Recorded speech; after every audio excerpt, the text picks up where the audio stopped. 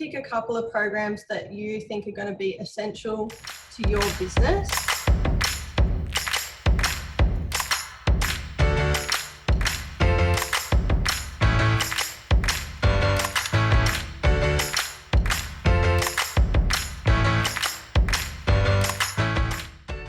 Hi Shanae, thank you so much for doing this interview with Aussie BizChick. We're really excited to have you here, as well as you're going to be our featured consultant for our launch month, which is so exciting. Tell us a bit about yourself, your business, the Uncomplicated office, and why you decided to start your own business.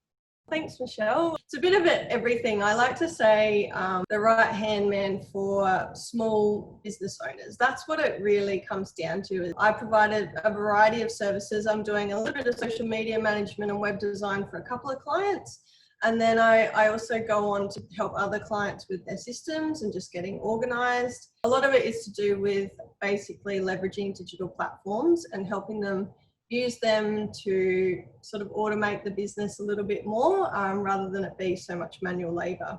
I actually started out thinking that I never had the skill set to be able to work for myself. So with a background in like admin, and then it went into office management. So I was doing all these things, and I did a little bit more research, and I discovered what a virtual assistant does and realized, hey, I can actually do that. I didn't go out thinking this is what I wanted to do. It was more, I got to a point in my career where I went, I don't think I can really go any further here. So that's when I sort of really branched out into working for myself. And I have to admit that I am really enjoying being able to determine my own hours and my own clients. One of your skills is that digital platform, the technology. Can you tell us how you went about upskilling yourself in all these different platforms? I think it definitely helps that I enjoy it.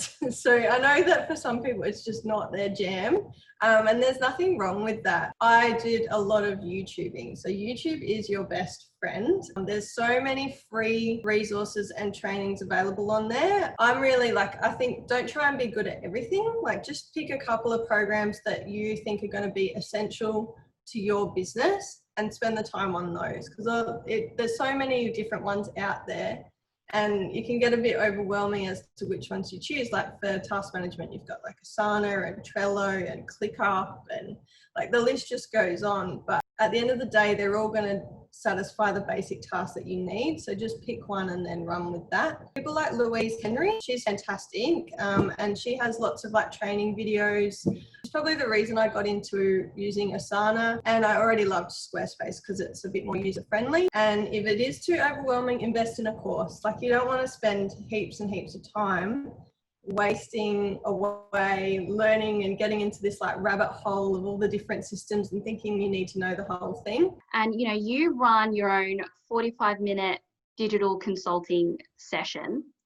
Tell us a bit about that session, what it involves, and what would people get out of it? I created it after I had a friend, and she was just starting out her business recently, and she's a physio and she delivers women's health services, but she does it all face to face. And then COVID hit and she was like, oh my God, I'm going to have to do all this over Zoom. I've never used Zoom before in my life. Can you run me through it? So I just did a one-on-one session with her and just ran her through the basics. And I had another person that just needed to be run through the basics of MailChimp. And it's a lot of the time it's people that are sole business owners and they don't really know who to ask. It's all well and good to do all the technical stuff and do a course, but sometimes all you need to know is the basics. And so that's what the consultation sessions are really about, upskilling you in the basics of a program so that you can start utilizing it. Sometimes all you need is someone to jump on a Zoom call with you and talk you through it, so you get that first one out of the way and you know the basic functions, so that when you go in to start doing your client one-on-ones, you already feel more confident. In the very early stages of your service-based business, how did you go about getting your very first clients? I know a lot of the questions I get DMing me is I don't really have any experience, no case studies to show at the moment. So how did you kind of get your first few clients? Yeah, I've actually been asked this question a lot, because I was really lucky. I went from starting my business to within 8 weeks, I was able to quit my job and do it full time. Wow. So it really snowballed for me, but I really started out, number one was I identified a friend who had a business and I offered to do some work for her for free. And I said, in exchange, can you give me a review? And it just gave me an opportunity to get to know the systems that I was using, get to know like my time tracking software and like the services that I'm willing to offer. And then also gave me a review from someone, which, just adds a bit of credibility. The other thing that I did was, this is perfect for anyone who wants to be a virtual assistant or like graphic design or web design. There's a whole bunch of different things, is using websites like Upwork. So it's not ideal for the long run because they do take a commission of what you earn. But I landed my first 2 paying clients via Upwork. Again, I got more reviews and I just spoke to people about what I was doing. Social media is always a great way to get people as well. I get inquiries through there all the time. We were talking before when we first got on that you've just moved house, you're pregnant.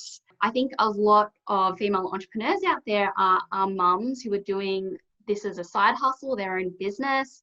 So how have you managed to balance, the Uncomplicated office, being pregnant, moving house? How have you managed to do it?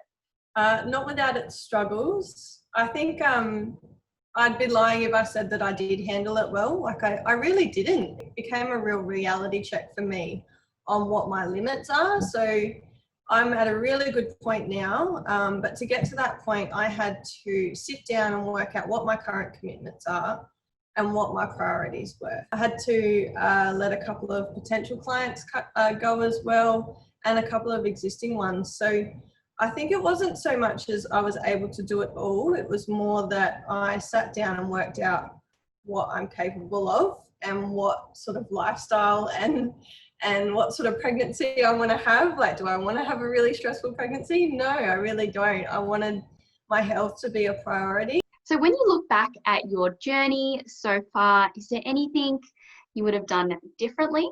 Yes, definitely. Valuing myself a bit better at the start. So this one's probably, I heard it myself from other people and I was like, I'm not going to do that. But then I had a very warped sense of view of what my worth was. Once you factor in, things like tax and allowing for, even paying yourself super, like that's something that not everyone factors in, and you really should, because otherwise you're missing out. Those little things like all the subscriptions that you have to sign up to, and a lot of it you can claim back at tax time, but you need to factor all of that in. That people aren't so much paying for how much time you spend on something, they're paying for your years of experience as well. So it took me a little bit of time to figure that out, and I signed into some contracts at much lower than I should have. I had to have those tough conversations with my clients and just say, look, I've been doing this for a little while. I hope you value my service. Would you be okay with a pay rise? But if I hadn't undervalued myself in the first place, I wouldn't have had to have those awkward conversations. What would you say are the top 3 skills every entrepreneur needs to have if they're looking to start kind of a service-based consulting business like your own? I think definitely need to have the ability to be flexible.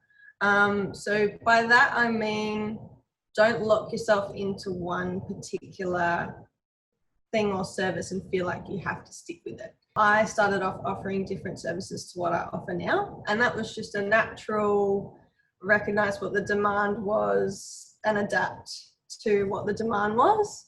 So definitely flexibility, I would recommend that. I would say organization. I know that's probably not a popular one because I know it doesn't come naturally to everyone. I think that was something that you get good at it quickly just out of necessity.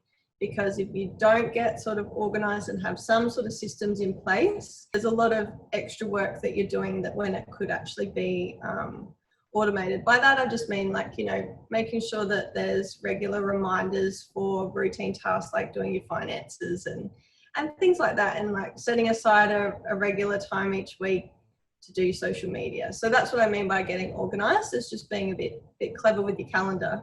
And if it's service-based, I think you need to be willing to hear no and deal with difficult clients. So not, by that I mean don't take things personally, because that's just not the right fit. Well, thank you so much, Shanae, for doing this interview. That was really insightful. We're so excited to have you as a partner. Good luck with your business. Good luck with your pregnancy as well. It'll just be a little bit more of a focus on how to navigate having a child and working as well, I think.